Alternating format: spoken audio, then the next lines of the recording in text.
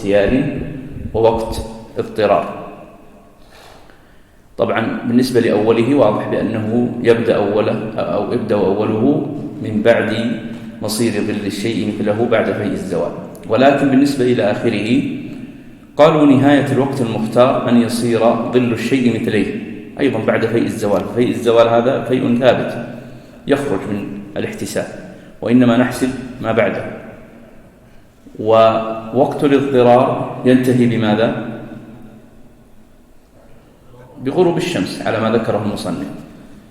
قال ويليه أي يلي وقت الظهر وقت العصر المختار من غير فصل بينهما، يبين أنه ليس هناك فاصل بين انتهاء وقت الظهر وابتداء وقت العصر، ويستمر إلى مصير الفيء مثليه بعد فيء الزوال. قال أي بعد الظل الذي زالت عليه الشمس. واستدلوا على ذلك أولا بأنه ليس بين الظهر والعصر فصل لحديث وقت الظهر ما لم يحضر وقت العصر، فدل على أنه ليس بينهما فصل. واستدلوا على هذا الوقت وقت الاختيار بحديث جبريل عندما أما بالنبي صلى الله عليه وسلم فصلى به العصر في اليوم الثاني حين صار ظل الشيء مثليه، وقال الوقت بين هذين. وحديث عبد الله بن عمرو عند مسلم ووقت العصر ما لم تصفر الشمس. ولذلك جاءت رواية أخرى في المذهب بأن وقت الاختيار ينتهي باصفرار الشمس ووقت الاضطرار بالغروب. وهل وقت اصفرار الشمس هو نفسه وقت مصير ظل الشيء مثليه؟ يعني هل هذا هو هذا؟ ابن قدامة رحمه الله الموفق الدين ابن قدامة في المغني يقول وهو متقاربان، فيفهم منه أن هذا الوقت مقارب لهذا. ولكن يذهب بعض الفقهاء خاصة من المعاصرين إلى أن بينهما فرق لا يقل عن نصف ساعة. أيهما المتقدم؟ المثلي، نعم، مصير ظل الشيء مثليه متقدم على وقت الاصفرار بنحو نصف ساعة، بل بعضهم قدرها ب41 دقيقة. طيب، قال وقت الضرورة إلى غروبها. طبعا إذا قال وقت اختيار ووقت اضطرار، فما مفهوم وقت الاختيار وما مفهوم وقت الاضطرار؟ مفهوم وقت الاختيار أنه يجوز للإنسان أن يؤخر الصلاة فيه حتى ولو لم يكن لديه عذر. وأما وقت الاضطرار فإنه لا يجوز بل يحرم تأخير الصلاة إليه إلا عند العذر. والعذر ذكره الفقهاء أو ذكروا أمثلة عليه، قالوا مثل لو أن حائضا طهرت في هذا الوقت، ولو أن مسافرا قدم فيجب عليه أن يتم الصلاة، ولو أن كافرا أسلم فإن الصلاة تجب عليه، وهكذا. قال وقت الضرورة إلى غروبها أي غروب الشمس. واستدلوا على وقت الاضطرار بحديث من أدرك ركعة من العصر قبل أن تغرب الشمس فقد أدرك العصر. هذا دليلهم على أن هذا وقت الاضطرار. ثم قال فالصلاة فيه أداء لكن يأثم بالتأخير إليه لغير عذر. فالصلاة فيه أداء، الصلاة فيه الضمير يعود إلى ماذا؟ وقت الاضطرار، يعني أن الصلاة في وقت الضرورة أداء وليست قضاء.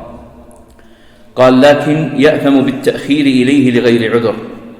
إذا لم يكن لديه عذر فإن تأخيره الصلاة إلى وقت الاضطرار محرم ويأثم عليه. استدلوا على ذلك بالحديث تلك صلاة المنافق، تلك صلاة المنافق، تلك صلاة المنافق ثلاثا، قالها صلى الله عليه وسلم: يجلس يرقب الشمس حتى إذا كانت بين قرني شيطان قام فنقرها لا يذكر الله فيها إلا قليلا. أخرجه الإمام مسلم.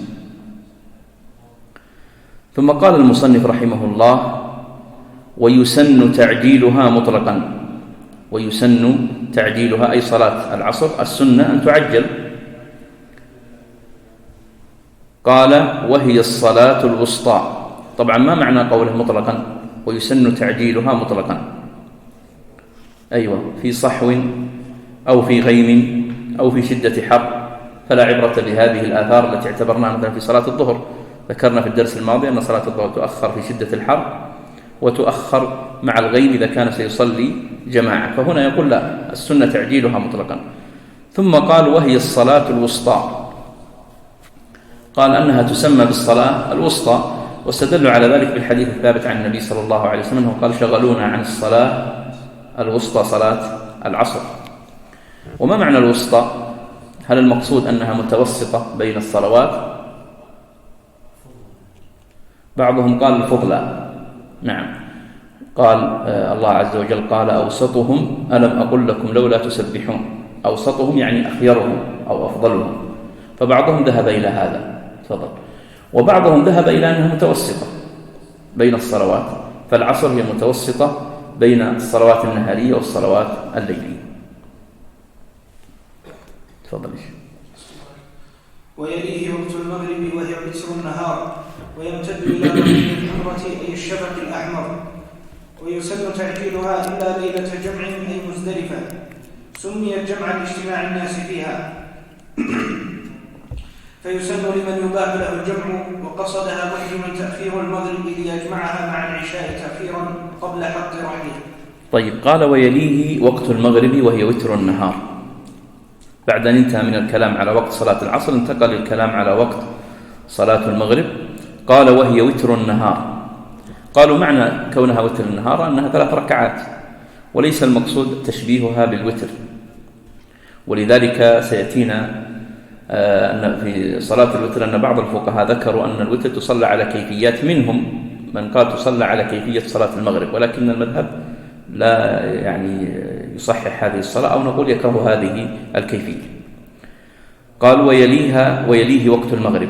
طبعا يبدأ وقت صلاة المغرب بغروب الشمس نصا وإجماعا، كما في حديث جبريل في إمامته لرسول الله صلى الله عليه وسلم، وفي حديث تعليمه صلى الله عليه وسلم للصحابة، ونقل الإجماع الموفق وغيره. قال ويمتد إلى مغيب الحمرة أي الشفق الأحمر، واستدلوا على ذلك بحديث عبد الله بن عمرو ووقت صلاة المغرب ما لم يغب الشفق.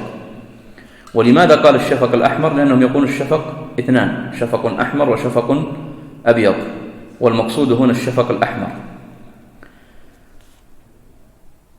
وقالوا الأحمر متقدم على الأبيض لما جاء في بعض الأحاديث ووقت المغرب ما لم يسقط ثور الشفق أي حمرته، وروي ثور الشفق أي سطوعه فورانه.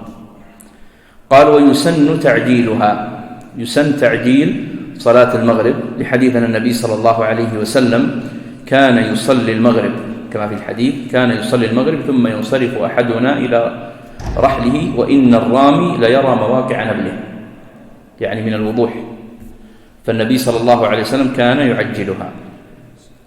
وابن قدامة رحمه الله نقل في كتابه المغني الإجماع على ذلك. استثنى من تعجيلها صورة، قال إلا ليلة جمع، وجمع هي مزدلفة، قال سميت جمعا لاجتماع الناس فيها، فيسن لمن يباح له الجمع وقصدها محرما تأخير المغرب ليجمعها مع العشاء تأخيرا قبل حط رحله. قال السنة في المغرب التعجيل إلا في موضع واحد وهو ليلة مزدلفة، وجعل هناك قيود للجمع، قال يسن لمن يباح له الجمع، هذا القيد الأول. ثانيا قصدها، أن يكون قاصدا لها. ثالثا أن يكون محرما. هذه 3 قيود لا بد من اعتبارها كما ذكر المصنف هنا، فهذه القيود معتبرة في الجمع. فإذا لم يكن ممن يباح له الجمع أو لم يكن قاصدا أو لم يكن محرما فإن السنة لا تتحقق فيه. وفي المذهب قول آخر بأن السنة أن الجمع مطلقا، تحققت هذه القيود أم لا. طبعا الدليل على الجمع هنا فعل النبي صلى الله عليه وسلم، والإجماع منعقد على ذلك. وذكروا هنا مسألة لأن ذكرها في الإقناع، وبعضهم اعتبرها مذهبا للحنابلة، لأنهم يقولون المسألة التي لا يذكرها صاحب المنتهى ويذكرها صاحب الإقناع، فزيادة صاحب الإقناع لها يعتبر مذهبا عند الحنابلة. ابن الحجاوي رحمه الله صاحب الزاد في الإقناع يقول بأن المغرب له وقتان، وقت اختيار ووقت اضطرار أو وقت كراهية. ما هو وقت الاختيار؟ قال إلى ظهور النجوم، وما بعد ظهور النجوم فهو وقت كراهية أو وقت اضطرار. هذا قرره في الإقناع ونقله عنه غيره من فقهاء الحنابلة. تفضل. ويليه وقت العشاء إلى طلوع الفجر الثاني وهو الصادق، وهو البياض المعترض من المشرق ولا ظلمة بعده، والأول مستطيل أزرق له شعاع ثم يظلم. وتأخيرها إلى أن يصليها في آخر الوقت المختار وهو ثلث الليل أفضل إن سهل، فإن شق ولو على بعض المؤمنين كره. ويكره النوم قبلها والحديث بعدها إلا يسيرا أو لشغل أو مع أهل ونحوه. ويحرم تأخيرها بعد الثلث بلا عذر لأنه وقت ضرورة. نعم. يقول المصنف ويليه يعني يلي وقت صلاة المغرب وقت صلاة العشاء. قال طبعا من متى يبدأ؟ نعم، من انتهاء وخروج وقت المغرب يبدأ وقت العشاء، استدلالا بحديث فإذا غاب الشفق وجبت العشاء، فإذا غاب الشفق وجبت العشاء. قال إلى طلوع الفجر الثاني، وهذا وقت الاختيار ولا وقت الاضطرار؟ وقت الاضطرار. إلى طلوع الفجر الثاني هذا وقت الاضطرار، لأن قال سيأتينا بعدها ويقول وتأخيرها إلى أن يصليها في آخر الوقت المختار وهو ثلث الليل. المذهب أيضا أن صلاة العشاء لها وقتان، وقت اختيار ووقت اضطرار. وقت الاختيار إلى ثلث الليل، وما بعده وقت اضطرار إلى طلوع الفجر الثاني. بدأ يتكلم هنا عن الفجر الثاني والفجر الأول، الفجر الثاني الصادق والفجر الأول الذي يسمى الكاذب. طبعا سيأتينا بعد قليل ما دليلهم على وقت الاختيار ووقت الاضطرار، لكن نريد الآن نبين معنى الفجر الصادق والفجر الكاذب. يقول الصادق هو البياض المعترض بالمشرق ولا ظلمة بعده، والأول اللي هو الفجر الكاذب مستطيل أزرق له شعاع ثم يظلم. فهناك فروق بينهما من ناحية كونية، وهناك فروق بينهما من ناحية شرعية. من ناحية كونية الفجر الصادق ممتد من الشمال إلى الجنوب، والفجر الكاذب معترض من المشرق إلى المغرب.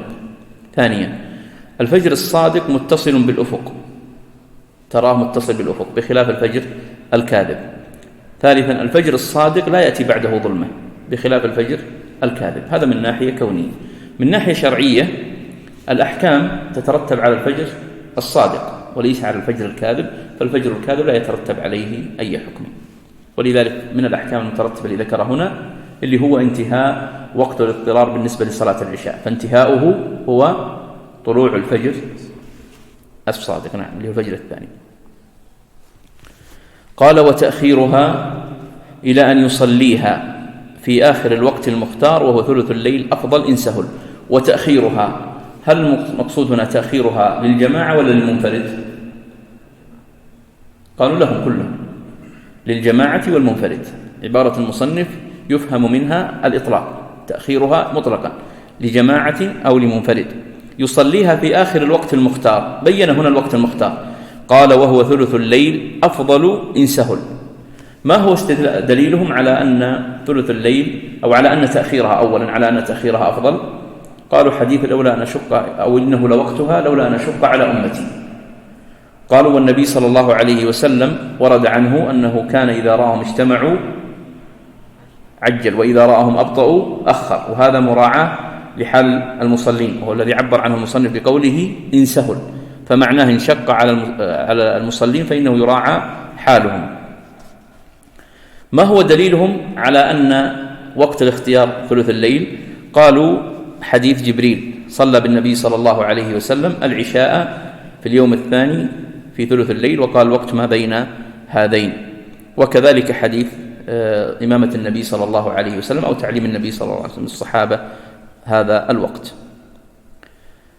ودليلهم على وقت الاضطرار بأنه ينتهي بالفجر الصادق قالوا الحديث الذي ذكر أو أشرنا إلى جزء منه ليس في النوم تفريط إنما التفريط في اليقظة أن تؤخر صلاة إلى أن يدخل وقت صلاة أخرى. ففي المذهب أن جميع الصلوات بانتهاء وقتها يدخل وقت الصلاة التي بعدها إلا الظهر مع الفجر. فالآن انتهاء وقت صلاة الظهر هو دخول وقت صلاة العصر، وانتهاء وقت الضرورة في صلاة العصر هو دخول وقت صلاة المغرب، وانتهاء وقت صلاة المغرب مطلقا أو باعتبار وقت الضرورة هو دخول وقت صلاة العشاء، وانتهاء وقت الاضطرار بالنسبة لصلاة العشاء هو دخول وقت صلاة الفجر. فاستدلوا بهذا الحديث ليس في النوم تفريط إنما التفريط في اليقظة أن تؤخر صلاة إلى أن يدخل وقت صلاة أخرى. بالنسبة إلى وقت الاختيار المذهب قالوا ثلث الليل، رواية أخرى إلى نصف الليل، والرواية الثانية أنه إلى نصف الليل، قالوا لما ورد عند مسلم من حديث عبد الله بن عمرو بن العاص: ووقت العشاء إلى نصف الليل، ووقت العشاء إلى نصف الليل. قالوا هذا الحديث ورد عند مسلم، وقد مال إليها ابن قدامة رحمه الله في كتابه المغني، وأيضا ابن مفلح في الفروع. يقول المصنف رحمه الله: فإن شق ولو على بعض المأمومين. إن شق ماذا؟ التأخير. ولو على بعض المأمومين وليس على كلهم فإنه يكره التأخير، واستدلوا على ذلك بالحديث الذي ذكرناه قبل قليل أن النبي صلى الله عليه وسلم كان إذا رآهم اجتمعوا عجل، وإذا رآهم أبطأوا أخر. ثم قال: ويكره النوم قبلها والحديث بعدها إلا يسيرا أو لشغل أو مع أهل ونحوه. لماذا كرهوا النوم قبلها؟ أيوة نعم، ولأن فيه مظنة لأن تؤخر الصلاة عن وقت الاختيار أو أن تفوته، اللي هي صلاة العشاء إذا نام. قالوا: والحديث بعدها إلا، استثنى المصنف من الحديث بعد صلاة العشاء مواضع، إلا إذا كان حديثا يسيرا أو لشغل أو مع أهل. قالوا: ويقاس عليه ما شاكله، فإذا كان الحديث لطلب علم أو قراءة قرآن أو عبادة ونحوها فإنه يؤخر لذلك. واستدلوا على ذلك بأنه ورد في بعض الأحاديث أن النبي صلى الله عليه وسلم كان يجلس مع أصحابه بعد العشاء. قالوا: فجلوسه صلى الله عليه وسلم مع أصحابه ولتعليمهم ولتفقيههم ولمؤانستهم، فهذه كلها لا بأس بها، ولذلك قال: أو مع أهل، والجلوس مع أهل هو من باب المؤانسة. ثم قال: ويحرم تأخيرها بعد الثلث بلا عذر لأنه وقت ضرورة. وهذا تفريع القاعدة اللي ذكرناها بأن ما كان له وقتان، وقت اختيار ووقت اضطرار، فإنه يحرم على الإنسان أن يؤخر الصلاة من وقت الاختيار إلى وقت الاضطرار إلا إذا وجد لديه عذر. تفضل. ويليه وقت الفجر من طلوعه إلى طلوع الشمس، وتعجيلها أفضل مطلقا، ويجب التأخير لتعلم فاتحة أو ذكر واجب أمكنه تعلمه في الوقت، وكذا لو أمره والده به ليصلي به، ويسن لحاكم ونحوه مع سعة الوقت. بدأ المصنف الكلام في وقت صلاة الفجر، قال: ويليه وقت الفجر من طلوعه. طلوع ماذا؟ الفجر الصادق، الفجر الثاني. والحديث نفسه طبعا الأصل في حديث في باب المواقيت هو حديث جبريل وحديث تعليم النبي صلى الله عليه وسلم لأصحابه الصلاة، فهذا يستدل به على جميع المواقيت. وهناك أحاديث أخرى تدعم هذا، لكن هذا هو أصل في هذا الباب. قال: من طلوعه إلى طلوع الشمس، لحديث وقت الفجر ما لم تطلع الشمس. قال: وتعجيلها أفضل مطلقا، أيضا عبارة مطلقا هنا صيفا أو شتاء لا يختلف الأمر. وتعجيلها أفضل مطلقا، ويسمى التعجيل بماذا؟ تعجيل الفجر يسمى التغليس أو الإغلاس، يعني تصليها في بداية وقتها. ودليله حديث كان النبي صلى الله عليه وسلم يصلي الفجر بغلس، وحديث عائشة: وكنا نصلي مع النبي صلى الله عليه وسلم ثم ترجع إحدانا إلى بيتها ما يعرفها أحد من الغلس أو من شدة الغلس. فهذا دليل على النبي صلى الله عليه وسلم كان يغلس بها. ضد التغليس الإسفار، ولذلك الفقهاء على أحد المذهبين، منهم من يستحب التغليس بها كما هو مذهب الحنابلة، ومنهم من يستحب الإسفار بها. مذهب الحنابلة يقول لا يسفر بها إلا في موضع واحد، وش هو؟ في مزدلفة. أحسنت، في مزدلفة. نعم. طبعا ابن قدامة في المغني أيضا ذكر للفجر وقتان، ذكر أنه قول عند فقهاء الحنابلة: وقت اختيار ووقت اضطرار. فقال: وقت الاختيار إلى الإسفار، ووقت الاضطرار من الإسفار إلى طلوع الشمس. فتجد أن الصلوات كلها عدا الظهر حكي فيها وقتان، وقت اختيار ووقت اضطرار. المعتمد في المذهب أنه ليس هناك صلاة لها وقتان إلا ثنتان: العصر والعشاء. وبقية الصلوات ليس لها إلا وقت واحد. الذي ذكرناه أن بعضهم اعتبره مذهبا في المغرب، فبعضهم قال في المغرب أيضا بما أن الحجاوي ذكره في الإقناع فهو مذهب للحنابلة. قال المصنف: ويجب التأخير. طبعا من هذا الكلام سنعود بعد قليل إلى المواضع، لأن ذكرنا مواضع يستحب فيها التأخير اللي هو تأخير الصلاة. هنا يجب التأخير لآخر الوقت لتعلم فاتحة أو ذكر واجب أمكنه تعلمه في الوقت. يقول لو كان إنسانا لا يحسن قراءة الفاتحة ونريد أن يصلي، فقالوا يؤخر الصلاة إلى آخر وقتها حتى يتعلم الفاتحة ليصلي بها، فإن صلاة الإنسان لا تصح إلا بقراءة الفاتحة. أو ذكر واجب مثل ماذا؟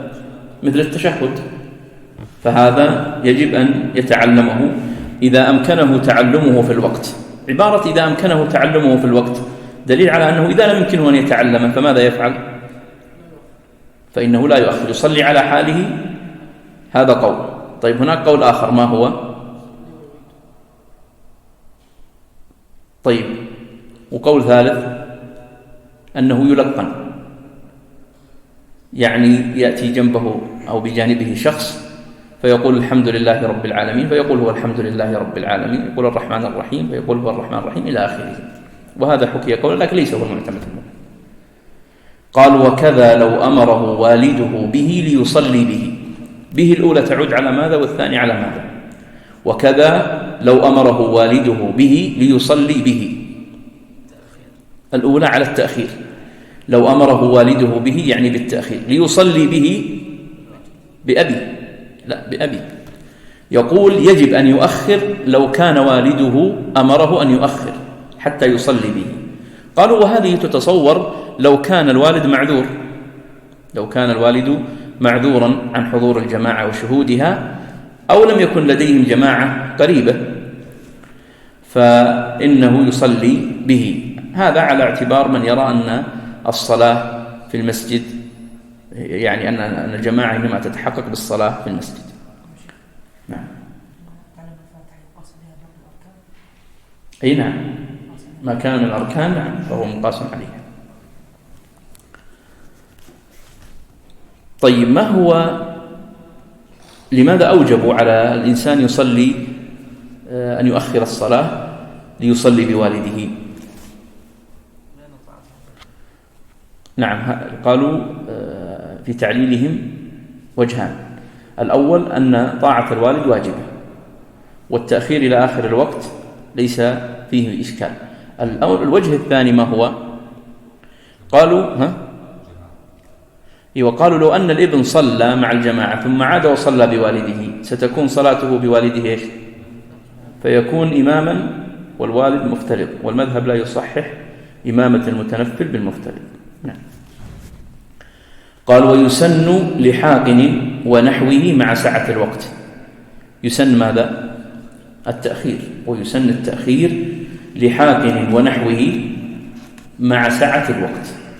طيب من خلال المسائل ذكرناها ذكروا مواضع يستحب فيها تأخير الصلاة ومواضع يجب فيها تأخير الصلاة، هذا محل بحث. يعني إذا جئنا مثلا عند الحنابلة وجدنا مثلا 9 مواضع تقريبا يستحبون فيها تأخير الصلاة، وتقريبا كذا موضع يجبون فيه تأخير الصلاة. المواضع التي يستحب فيها تأخير الصلاة ذكرنا مثلا في شدة الحر، صلاة الظهر في شدة الحر، وصلاة الظهر مع الغيم لمن يصلي جماعة، وصلاة الظهر أو صلاة الجمعة حتى يصلي لمن كان معذورا، حتى يصلي أهل المسجد اللي يصلي الإمام وجماعة المسجد، وأيضا صلاة الظهر لمن كان يرمي في الحج فإنه يؤخرها حتى يرمي. أيضا ذكروا المغرب عند الغيم وعند الجمع، العشاء فالمستحب فيها التأخير ما لم تكن مشقة ذكرناها قبل قليل، عادم الماء ذكرناها في التيمم، والعالم أو الراجي حصول الماء في آخر الوقت يؤخر إلى آخر الوقت، من كان يعلم أنه سيجد الماء في آخر الوقت أو يرجو حصول الماء في آخر الوقت فإنه يؤخر. قالوا من يصلي الكسوف إذا أمن فوت الصلاة، يعني شخص يصلي الكسوف وهو يأمن أن تفوته الفريضة فيبدأ بالكسوف ويؤخر الفريضة حتى يصلي الكسوف. كذلك ما ذكره الآن الحاقن ونحوه، حتى يذهب عنه هذا المشكل. هذه تقريبا مواضع مستفادة من كلام المصنف هنا ومن كلام غيره. تفضل. وتدرك الصلاة أداء بإدراك تكبيرة الإحرام في وقتها، فإذا كبر للإحرام قبل طلوع الشمس أو غروبها كانت كلها أداء حتى ولو كان التأخير لغير عذر لكنه آثم. وكذا وقت الجمعة يدرك بتكبيرة الإحرام ويأتي. طيب، ذكر المصنف هنا بما تدرك الصلاة، ويقولون الإدراك طبعا أولا هناك ثلاث مصطلحات، هي مصطلحات أصولية لكنها مترددة ومستعملة عند الفقهاء: مصطلح الأداء والإعادة والقضاء. والأداء هو فعل الصلاة أولا في وقتها، والإعادة فعل الصلاة ثانيا في وقتها لخلل في الأولى، والقضاء فعل الصلاة بعد خروج وقتها. فالمصنف هنا قال تدرك الصلاة أداء، والإدراكات ثلاثة: إدراك للوقت وإدراك للجماعة وإدراك للركعة، سيتكلم عنه. إدراك للوقت وإدراك للجماعة وإدراك للركعة. قال وتدرك الصلاة أداء بإدراك تكبيرة الإحرام في وقتها. ما دليلهم؟ قالوا حديث من أدرك سجدة من صلاة العصر، قال سجدة قبل أن تغرب الشمس فليتم صلاته، ومن أدرك سجدة من صلاة الصبح قبل أن تطلع الشمس فليتم صلاته. قالوا ولأن الإدراك إذا تعلق به حكم في الصلاة استوى به الركعة وما دونها. يقولون إذا تعلق الحكم به في الصلاة بالإدراك فيستوي أن يدرك ركعة أو يدرك ما هو دون الركعة. طبعا في رواية أخرى في المذهب أنه لا يقع الإدراك إلا بإدراك إيش؟ ركعة، بإدراك ركعة كاملة. نعم. قال فإذا كبر للإحرام قبل طلوع الشمس أو غروبها كانت كلها أداء حتى ولو كان التأخير لغير عذر لكنه آثم.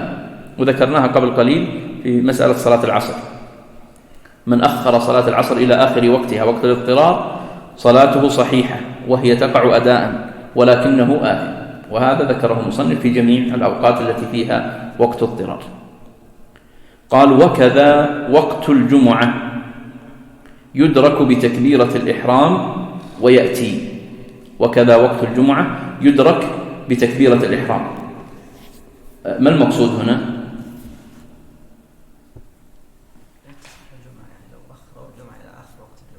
أيوة، وكبر في الوقت. أحسنت. أيوة، هذه صورتها: إمام يصلي الجمعة فأخر صلاة الجمعة إلى آخر وقتها، مثلا نقول اليوم أخرها إلى 13 دقائق، ثم وقعت التكبيرة تكبيرة الإحرام في الوقت وخرج بعدها الوقت وصار باقي صلاة الجمعة هي ركعتان في وقت صلاة العصر. قالوا فتدرك. وكذا وقت الجمعة يدرك بتكبيرة الإحرام ويأتي. يأتي فين؟ في باب صلاة الجمعة. ولا يصلي من جهل الوقت ولم تمكنه. طبعا المذهب يمكن ما ذكر جميع الإدراكات هنا. المذهب أن جميع الإدراكات تدرك بأي جزء من إدراك الصلاة إلا الجمعة، فلا تدرك إلا بإدراك ركعة، فلا تدرك الجمعة المذهب إلا بإدراك ركعة كاملة. أما إدراك الوقت على المذهب وإدراك الجماعة وإدراك ركعة فهو يكون بإدراك أي جزء منها. ولا يصلي من جهل الوقت ولم تمكنه مشاهدة الدلائل قبل غلبة ظنه بدخول وقتها، إما باجتهاد ونظر في الأدلة، أو له صنعة وجرت عادته بعمل شيء مقدر إلى وقت الصلاة، أو جرت عادته بقراءة شيء مقدر ويستحب له التأخير حتى يتيقن، أو بخبر ثقة متيقن كأن يقول رأيت الفجر طالعا أو الشفق غائبا ونحوه، فإن أخبر عن ظن لم يعمل بخبره ويعمل بأذان ثقة عارف.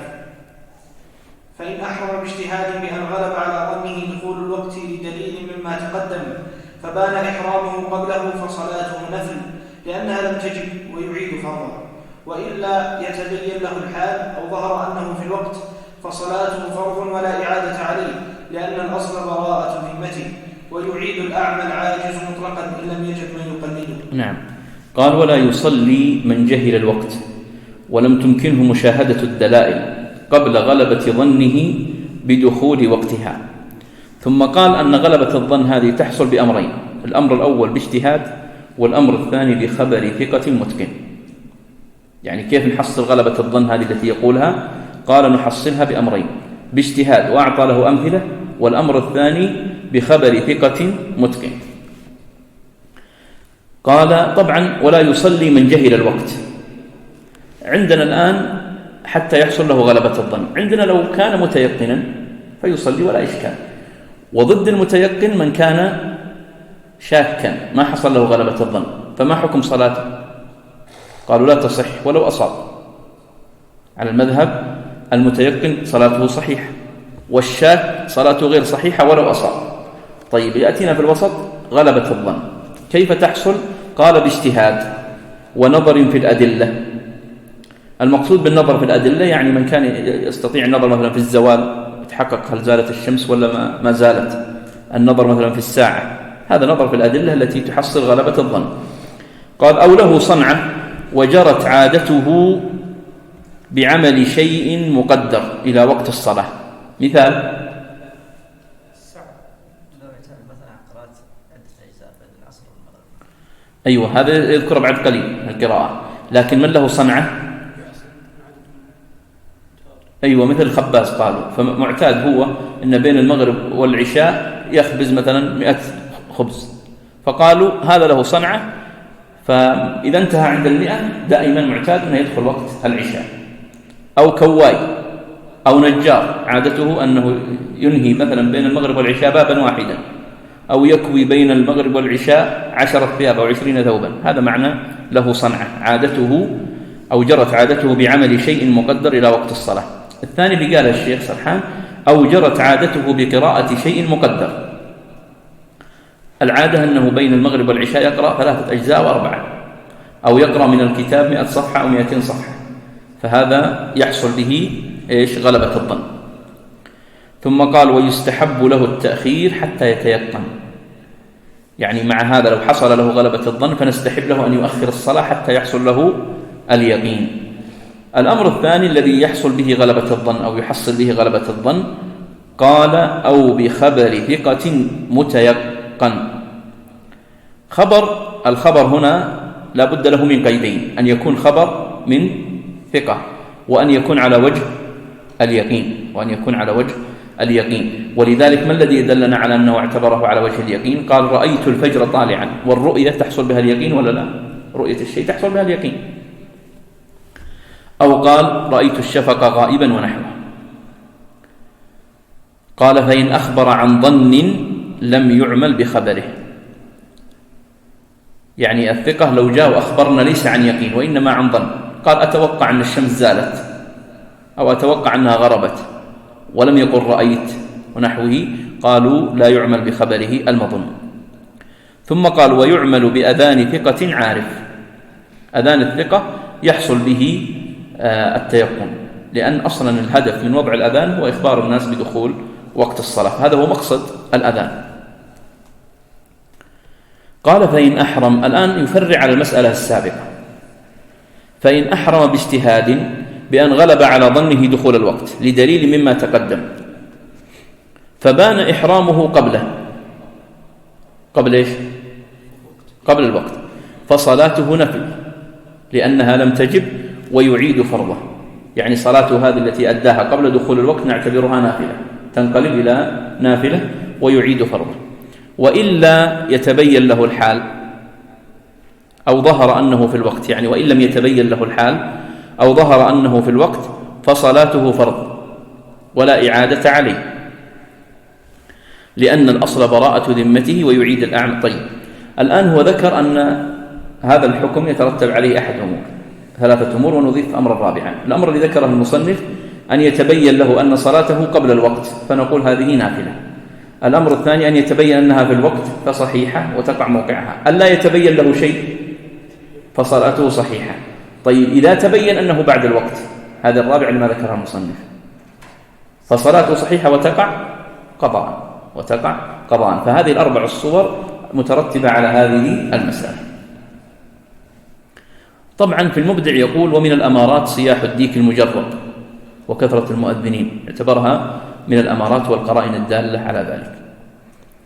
هنا مسألة فرق فيها الفقهاء، قالوا ما الفرق بين من اجتهد في القبلة وأخطأ لم نوجب عليه الإعادة، ومن اجتهد في الوقت وأخطأ أوجبنا عليه الإعادة؟ قلنا الآن من اجتهد في الوقت فتبين أن الصلاة قبل الوقت، قلنا صلاتك ما هي صحيحة نافلة ويجب عليك أن تعيد.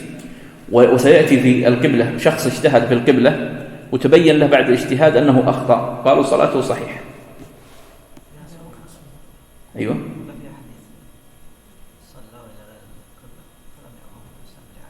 طيب أحسنت، اعتبارا بالحديث. أيوة. القبلة يرخص فيها ما لا يرخص في الوقت. جميل. قالوا لأن الاجتهاد، هذا ذكر الفقهاء كفرق بين المسألتين، قالوا الاجتهاد في القبلة بعد وجوبها عليه، يعني تحققنا أن الصلاة قد وجبت عليه فاجتهد في القبلة. وأما الاجتهاد في الوقت فلم يكن معلوما هل وجبت الصلاة عليه، يعني هل دخل الوقت أم لم تجب. ولذلك نحن ذكرنا في الوقت أنه يجمع بين أمرين، بين كونه شرطا في الصلاة وكونه سببا فيها، وهذا لا يتحقق في غيره من الشروط. يعني الوقت هو شرط في الصلاة وهو سبب لها بخلاف بقية الشروط. قال ويعيد الأعمى العاجز مطلقا إن لم يجد من يقلده. ويعيد الأعمى العاجز مطلقا، إيش يفهم من عبارة مطلقا؟ أحسنت، سواء أصاب أو أخطأ. معنى مطلقا يعني الأعمى العاجز الذي ليس له من يدله ويبين له فإنه يعيد مطلقا سواء أصاب أم أخطأ إن لم يجد من يقلده. نعم تفضل. وإن أدرك مكلف من وقتها أي وقت فريضة قدر التحريم أي تكبيرة الإحرام ثم زال تكليفه بنحو جنون، أو أدرك الطاهر من الوقت قدر التحريمة ثم حاضت أو نفست ثم كلف الذي كان زال تكليفه، وطهرت الحائض ومن النفساء قضوها أي قضوا تلك الفريضة التي أدركوا من وقتها قدر التحريمة قبل، لأنها وجبت بدخول وقتها واستقرت فلا تسقط بوجود المانع. ومن صار أهلا لوجوبها بأن بلغ صبي أو أسلم كافر أو أفاق مجنون أو طهرت حائض أو نفساء قبل خروج وقتها أي وقت الصلاة بأن وجد ذلك قبل الغروب مثلا ولو بقدر تكبيرة لزمته أي العصر وما يجمع إليها قبلها وهي الظهر، وكذا لو كان ذلك قبل الفجر لزمته العشاء والمغرب، لأن وقت الثانية وقت للأولى حال العذر، فإذا أدركه المعذور فكأنه أدرك وقتها. نعم، ذكر المصنف هنا مسألتين الحكم فيهما مختلف. إحداهما يجب عليه قضاء الصلاة نفسها دون ما يجمع إليها اللي هي الأولى، والثانية يقضيها وما يجمع إليها. يقول وإن أدرك مكلف من وقتها أي وقت فريضة قدر التحريمة ثم زال تكليفه، يعني شخص مكلف ليس به بأس فأدرك من وقت الصلاة، ولذلك قال من وقت الصلاة، فليس العبرة بإدراكه مع الجماعة، إنما هو قد أدرك في وقت الصلاة. قالوا حتى لو كان الإدراك في وقت الضرورة، حتى لو كان إدراكه في وقت الضرورة قدر تحريمه ثم زال تكليفه بنحو جنون، أو امرأة أدركت هذا الوقت طاهر ثم حاضت قال أو نفست ثم كلف الذي كان زال تكليفه، يعني عاد إليه عقله، وطهرت الحائض أو النفساء قضوها. يقضون ماذا؟ يقضون تلك الصلاة التي أدركوا منها قدر التحريم. قال لأنها وجبت بدخول وقتها واستقرت فلا تسقط بوجود المانع، فلا تسقط بوجود المانع. واستدلوا على ذلك بقول الله جل وعلا أقم الصلاة لدلوك الشمس. قالوا والأمر يقتضي الوجوب على الفور فيترتب عليه حكمه من حين وجوده، فإذا فاته لزمه قضاؤه من حين الوجود يترتب عليه. وهذا كله تفريع على اعتبار الوقت سبب كما ذكرنا، هذه المسائل كلها متفرعة على اعتبار أن الوقت سبب. انتقل بعد إلى المسألة الثانية ومن صار أهلا لوجوبها بأن بلغ صبي أو أسلم كافر أو أفاق مجنون أو طهرت حائض أو نفساء قبل خروج وقتها أي وقت الصلاة بأن وجد ذلك قبل الغروب ولو بقدر تحريمه لزمته العصر وما يجمع إليها قبلها أي الظهر، وكذلك لو كان قبل الفجر، قبل طلوع الفجر الثاني لزمته ماذا؟ العشاء وما يجمع إليها اللي هي المغرب. واستدلوا على ذلك بأن هذا مروي عن الصحابة، فقد روي عن عبد الرحمن بن عوف رضي الله عنه، وروي عن ابن عباس، قالوا ولم يعرف لهما مخالف من الصحابة فكان إجماعا. وهذا الاستدلال تجد عند فقهاء الحنابلة كثيرا، ويسمى بالإجماع السكوتي، أنهم يقولون هذا ورد مثلا عن عمر وعلي رضي الله عنه، ورد عن ابن عباس وابن عمر، ورد عن عبد الرحمن بن عوف، ولم يعرف له مخالف من الصحابة فكان إجماعا. وهذه المسائل يتحقق فيها، يعني هل هي فعلا إجماع ولا ليست بإجماع؟ يعني لا يلزم أنهم إذا قالوا فكان إجماعا أن هذا إجماع مستقر، لا، كثير منها مما نقلوا فيه الإجماع لا، فيه نقاش وفيه خلاف. يقول الإمام أحمد حكى شبه الإجماع، يقول الإمام أحمد في هذه المسألة عامة التابعين يقولون بهذا إلا الحسن. الحسن من؟ البصري، نعم. فهذا حكاية أيضا من الإمام أحمد في تقوية هذه المسألة. قالوا ولو وجد لديه مانع فكذلك يجب عليه أداؤها وما يجمع إليها. وابن رجب رحمه الله في قواعده ذكر قاعدة هنا، قال استقرار الواجبات في الذمة لا يشترط له القدرة على الأداء. استقرار الواجبات في الذمة لا يشترط له القدرة على الأداء. كيف لو وجد لديه مانع؟ أيوة، لو وجد لديه مانع من الصلاة فإنه يجب عليه مع ذلك، ولا نسقط الوجوب عنه بوجود المانع. وهذا تقرير لقاعدة ابن رجب، يقول استقرار الواجبات في الذمة لا يشترط له القدرة على الأداء. والمصنف ذكر هنا تعليلا بعد ما ذكرنا من أدلة اللي هي إجماع الصحابة والإجماع الذي حكاه الإمام أحمد، ذكر تعليلا قال لأن وقت الثانية وقت للأولى حال العذر، فالآن المسافر يجوز له أن يؤخر الظهر فيجمعها مع العصر، ويؤخر المغرب فيجمعها مع العشاء، فإذا أدركه المعذور فكأنه أدرك وقتها، لأنهم يعتبرون في الجمع أن الصلاة وقت الصلاة وما يجمع إليها يصبح وقتا واحدا.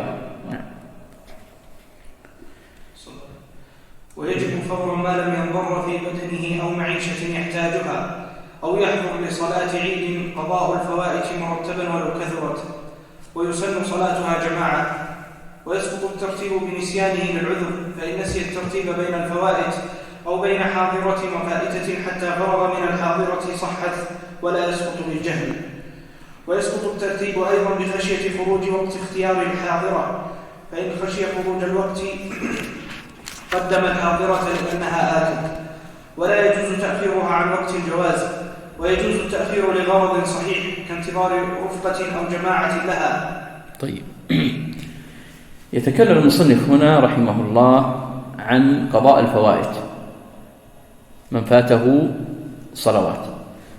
قالوا مثل شخص أغمي عليه وفي أثناء استمر إغماؤه مثلا 10 أيام ولا 20 يوم، المذهب يقضي ولا ما يقضي؟ يقضي. المذهب أنهم يجيبون القضاء على المغمى عليه مطلقا. قال ويجب فورا ما لم ينضر في بدنه أو معيشة يحتاجها أو يحضر لصلاة عيد قضاء الفوائت مرتبا ولو كثرت. طبعا ما هو دليلهم على هذه المسألة أنها تقضى مرتبة؟ أيوة، أحسنت. قالوا أن النبي صلى الله عليه وسلم فاتته 4 صلوات في غزوة الأحزاب فقضاهن مرتبا، وهو القائل صلوا كما رأيتموني أصلي، فنحن يلزمنا أن نفعل كفعله. قالوا ولأنها صلوات مؤقتة فيلزم الترتيب بينها. طبعا على المذهب أنهم يوجبون القضاء وأن يكون فورا وأن يكون مرتبا. هذان أمران ذكره المصنف، يجب فورا ويجب أن يكون مرتبا. قضاء الفوائت مرتبة على المذهب شرط لصحتها، فلو أنه أخل بها فما الحكم؟ يعيدها. قال ما لم ينضر في بدنه، ينضر في بدنه قالوا كالمريض، فالمريض هنا إذا كان يضره لو فرضنا أن مريضا عليه مثلا 50 صلاة يحتاج أن يقضيها فيتضرر بسردها، فقالوا هذا له أن يفرقها. أو معيشة يحتاجها، معيشة قالوا مثل لو كان عمله خباز أو طحان أو نحوه، فهو يتضرر إذا سرد الصلوات ويتضرر إذا لم يذهب إلى عمله الذي عليه عيشه وقوته ومنه قوته، فقالوا هذا يسرد الصلوات، فإذا جاء وقت عمله ذهب. فمثلا هو يخبز في الصباح إلى الساعة 8 ويخبز مثلا من الساعة 6 إلى 9، فقالوا في هذا الوقت يذهب إلى عمله، وما بينهما يرجع يكمل صلوات. أو يحضر لصلاة عيد. لماذا جاء بالمسألة هذه؟ قالوا لأنهم يقررون مذهب الحنابلة أن صلاة العيد لا يصلح أن يصلى قبلها شيء في موضعها، وسيأتي في باب صلاة العيد يقول لا يصلى قبلها شيء في موضعها، فلذلك فمثل هذا إذا جاء وقت صلاة العيد يذهب إلى صلاة العيد ويفصل بفاصل صلاة العيد ثم يرجع ويكمل. قال قضاء الفوائت مرتبا ولو كثرت. طبعا هذا من المفردات، مسألة أن الوجوب في قضاء الفوائت مرتبا واشتراط أنها شرط لصحة قضاء الفوائت، هذا من مفردات فقهاء الحنابلة.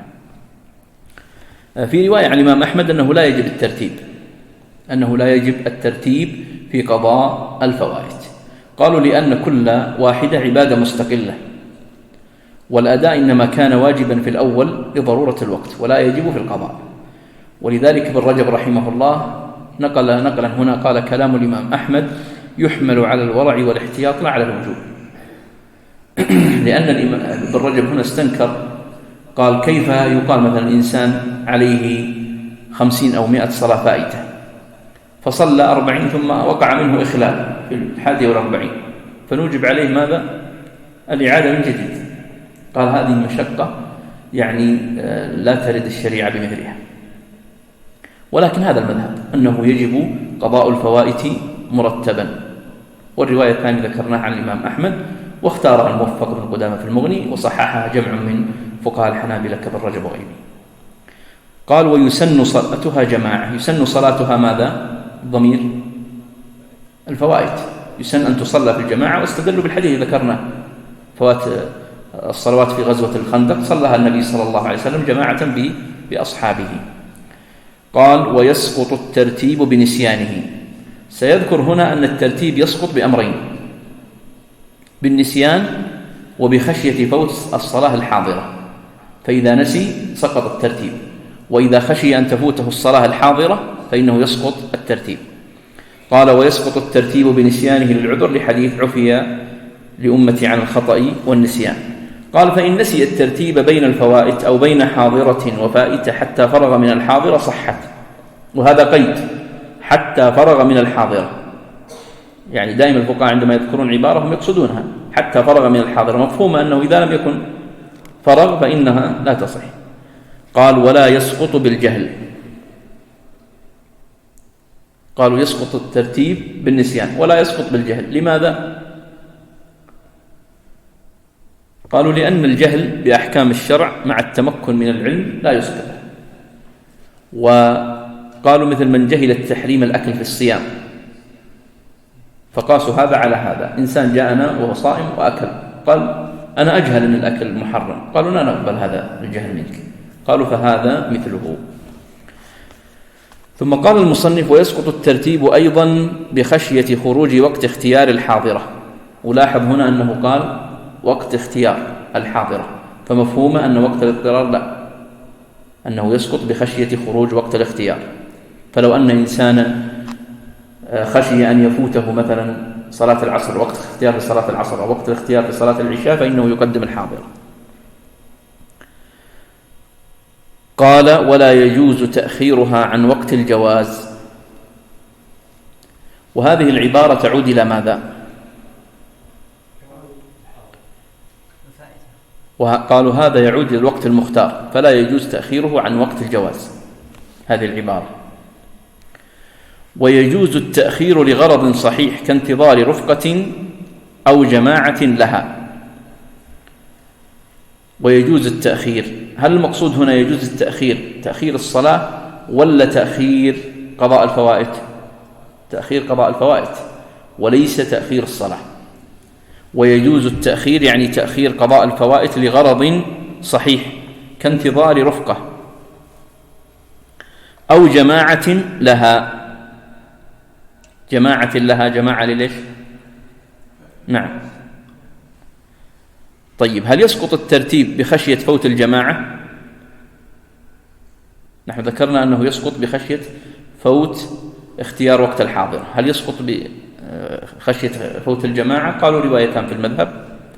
المعتمد أنه لا يسقط بذلك، لأن الصلاة الفائتة آكد من الجماعة. قالوا ويجوز أن يدخل مثلا إذا صادف عصر، إذا كان عليه صلاة عصر فائتة فيدخل مع صلاة عصر حاضرة، فيجوزون هذا، فتكون فريضة مع فريضة مع اختلاف النية فيهما. تفضل. ومنها أي من شروط لا، ومن شك قرأت هذه. ومن شك فيما عليه من الصلوات وتيقن سبق الوجوب أو ذمته يقينا، وإن لم يعلم وقت الوجوب فمما تيقن وجوبه. ومن شك فيما عليه من الصلوات وتيقن سبق الوجوب أبرأ ذمته يقينا، وإن لم يعلم وقت الوجوب فمما تيقن وجوبه. يقولون شخص شك فيما عليه من الصلوات يعني الفائتة، فهنا الشك إما أن يرد مع تيقن سبق الوجوب أو مع عدم تيقن سبق الوجوب. قال وتيقن سبق الوجوب. ما معنى سبق الوجوب؟ اللي هو البلوغ، يعني تيقن أن هذه الفوائد وقعت بعد البلوغ. أبرأ ذمته يقينا. قالوا فيصلي ليتحقق له اليقين، فلو شك هل العدد 30 أو 20 مع تيقنه أن هذه الفوائد كانت بعد وجوب الصلاة عليه بعد بلوغه، كم يصلي؟ 30. هذا معنى أبرأ ذمته يقينا. وإن لم يعلم وقت الوجوب فمما تيقن وجوبه، يعني إذا وقع الشك له هل هذه الفوائد كلها وقعت بعد الوجوب بعد بلوغه أم شيء منها بعد بلوغه وشيء قبله؟ قالوا فمما تيقن وجوبه. فإذا كان مثلا يتيقن أن 20 منها بعد الوجوب ويشك في 10، فنقول تصلي 20 قضاء للفوائد. هذا معنى عبارة المصنف. ومن شك فيما عليه من الصلوات يعني الفائتة وتيقن سبق الوجوب، يعني تيقن أن هذه الفوائد بعد بلوغه، أبرأ ذمته يقينا فيصليها. لو شك هل هي 20 أو 30 صلى 30. وإن لم يعلم وقت الوجوب فمما تيقن وجوبه، فلو تيقن أن 20 كانت بعد البلوغ وشك في 10 هل هي قبل الوجوب أو لا، قالوا فيصلي 20 لأن 10 تلك مشكوك، والأصل قبلها أنه غير مكلف، فنحن نعمل بهذا الأصل. واضح؟ نعم. تفضل. ومنها من شروط الصلاة ستر العورة. قال ابن عبد البر أجمعوا على فساد صلاة من ترك ثوبه وهو قادر على الاستتار به وصلى عريانا. والستر بفتح السين التغطية وبكسرها ما يستر به. والعورة لغة النقصان وشيء مستقبح، ومنه كلمة عوراء أي قبيحة. وفي الشرع القبل والدبر وكل ما يستحيا منه على ما يأتي تفصيله. ومنها هذا الشرط السادس، لأن ذكرنا نحن شروط مشتركة: الإسلام والعقل والتمييز، وذكرنا الطهارة من الحدث وإزالة النجاسة والوقت، وهذا الشرط اللي هو ستر العورة. قال ومنها من شروط الصلاة ستر العورة. طبعا ما هو دليل هذا الشرط؟ استدل له بالكتاب وبالسنة وبالإجماع. أما من الكتاب فقول الله جل وعلا: يا بني آدم خذوا زينتكم عند كل مسجد.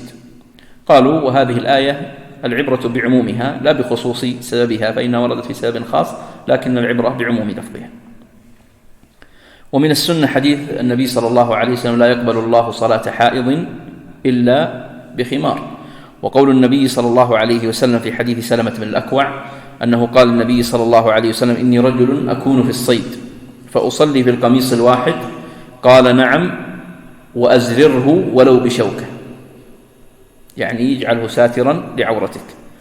والإجماع فقد انعقد الإجماع على الأمر به في الصلاة، على الأمر بالستر بالعورة في الصلاة، نقله ابن مفلح ونقله غيره. ولذلك هنا البهوتي رحمه الله نقل الإجماع من ابن عبد البر، وابن عبد البر من فقهاء المالكية، وهذا من منهج البهوتي. يعني ممكن أيضا يضاف إلى من أراد دراسة منهج البهوتي أنه أحيانا ينقل الإجماع من خارج المذهب، وإن كان الإجماع منقول حتى عند فقهاء المذهب. يقول: قال ابن عبد البر: أجمعوا على فساد صلاة من ترك ثوبه وهو قادر على الاستتار به وصلى عريانا. ثم عرف الستر بفتح السين التغطية، وبكسرها الستر ما يستر به، يعني نفس الثوب أو نفس الإزار أو الرداء، هذا يسمى سترا. والعورة لغة النقصان والشيء المستقبح، ومنه كلمة عوراء أي قبيحة. ثم قال: وفي الشرع القبل والدبر وكل ما يستحيا منه، على ما يأتي تفصيله، لأنه سيذكر بعد قليل أن العورة هناك عورة مغلظة اللي هي الفرجان، وهناك عورة يجب سترها وإن كانت مخففة اللي هي الفخذان. ويختلف الناس في العورة، فالرجل الذكر يختلف عن المرأة الحرة، يختلف عن الصغير، ويختلف عن الأمة، كما سيذكره المصنف في موضعه. ونلاحظ هنا مسألة سيذكرها بعد قليل، ما أدري يمدينا قبل الصلاة تمت الأذان 6. طيب، هنا مسألة، وأن الكلام في ستر العورة في الصلاة، لأن لابد أن يوضع كل شيء في موضعه. فهناك بعض الناس عندما يستدل على العورة وعندما يرخص مثلا في كشف الوجه ونحوه، يستدل بأحاديث الواردة في ستر العورة في الصلاة وينزلها على كشف الوجه ونحوه مطلقا. مثلا هم يقولون المرأة تكشف وجهها أثناء الصلاة، فيستدلون به بغير موضعه، لكن يستدل بكل شيء في موضعه. نعم، ستر مسألة كشف الوجه فيها خلاف، يقال الخلاف في موضعه، لكن لا يؤتى بالحديث هنا ويستدل به في غير موضعه. هذا التنبيه الذي أردت أن أقول هنا. تفضل. فيجب ولا يعتبر أن لا يصح حجم العضو، فيجب سترها حتى عن نفسه وخلوة وفي ظلمة وخارج الصلاة بما لا يصف بشرتها، أي لون بشرة العورة من بياض أو سواد، لأن الستر إنما يحصل بذلك. ولا يعتبر أن لا يصف حجم العضو لأنه لا يمكن التحرز عنه، ويكفي الستر بغير منسوج كورق وجلد ونبات. ولا يجب ببارية وحصير وحفيرة وطين وماء كدر لأنه ليس بسترة. نعم، قال: فيجب سترها، هذا تفريع على اشتراط ستر العورة حتى عن نفسه. يجب ستر العورة في الصلاة حتى عن نفسه. كيف يتصور أنه ممكن يشوف عورته في الصلاة؟ أيوة، قالوا إذا كان الثوب واسعا فإذا ركع وسجد فيرى عورته. هذا معنى قول المصنف حتى عن نفسه. وخلوة، يعني ولو كان الإنسان في خلوة فيجب عليه ستر العورة، وفي ظلمة، وخارج الصلاة. فالمذهب أنهم يجبون ستر العورة مطلقا، ويستدلون على ذلك بحديث بهز بن حكيم عن أبيه عن جده أن النبي صلى الله عليه وسلم قال: احفظ عورتك إلا من زوجتك أو ما ملكت يمينك. قلت: فإذا كان أحدنا خاليا؟ قال: فالله أحق أن يستحيا منه. ثم قال: بما لا يصف بشرتها، يعني هذا الضابط الذي يجب أن يكون في ستر العورة، ألا تكون تصف البشرة، أي لون بشرة العورة من بياض أو سواد، لأن الستر إنما يحصل بذلك. فإذا كان الساتر هذا يشف العورة ويبينها فالصلاة ما حكمها؟ غير صحيح. قال: ولا يعتبر ألا يصف حجم العضو، لأنهم يقولون هذا الذي يستر به إما أن يكون شفافا يبين العورة، وإما أن يكون محجما، فالشفاف لا تصح الصلاة فيه. أما المحجم الذي يبين مثلا الفخذ ويبين الظهر ويبين الصدر ونحوه، فمثل هذا المحجم يعفى عنه، ولذلك قال لأنه لا يمكن التحرز عنه. ثم قال ويكفي الستر بغير منسوج كورق وجلد ونبات. يقول لا يلزم أن يكون الإنسان يستر عورته بقماش أو بثوب أو بمخيط، لا، ممكن أن يسترها بما ذكر بالورق، فإذا كان هناك ورق ولكنهم قيدوا بأن يكون يثبت، أن يكون هذا الورق يثبت على العورة، بمعنى أنه إذا ركع أو سجد أو تحرك في الصلاة لا يسقط، فأما إن كان يسقط أثناء الحركة فلا، كورق وجلد ونبات. قال ولا يجب ببارية وحصير وحفيرة وطين وماء كدر لعدم، لأنه ليس بسترة. يقول لو كان إنسان السترة عنده غير متوفرة وغير موجودة، فأراد أن يستتر بهذه الأشياء ببارية وحصير، قالوا هذا نوع مما يستتر به، ولكنه يتخذ من القصب، فإذا أخذه الإنسان تأذى به وضره في جسمه وفي جلده، فلا يجب أن يستر به عورته. واضح؟ وحفيرة قالوا أن يحفر له حفرة ويسقط وسطها، عاري، شخص عاري ما عنده سترة، فيعتبر الحفرة هذه ساترة لعورته، قالوا لا تعتبر. وطين، أن يضع الطين على جسمه، قالوا لأن الطين هذا يتساقط إذا جف، ولأنه لم يعتد أن يكون الطين سترة للإنسان. وماء كدر، كيف ماء كدر؟ أي متسخ، يعني ماء مجتمع ومتسخ، بحيث أن الإنسان إذا داخل وهو عريان لا يرى ولا يشاهد، فقالوا لا. لماذا؟ قالوا لأن الإنسان إذا ركع أو سجد ربما انكشفت عورته ورؤيت، هذا احتمال. الاحتمال الثاني قالوا لأن ورد أن الماء مساكن الجن، فينهى عنه من هذا الباب. ثم ذكر المصنف علة جامعة في هذه الصور، قال لأنه ليس بسترة، يعني في هذه الصور اعتيد أنها لا تكون سترة، ولا يوصف الإنسان بأنه ساتر لاستتر بها، فلا تتخذ سترة.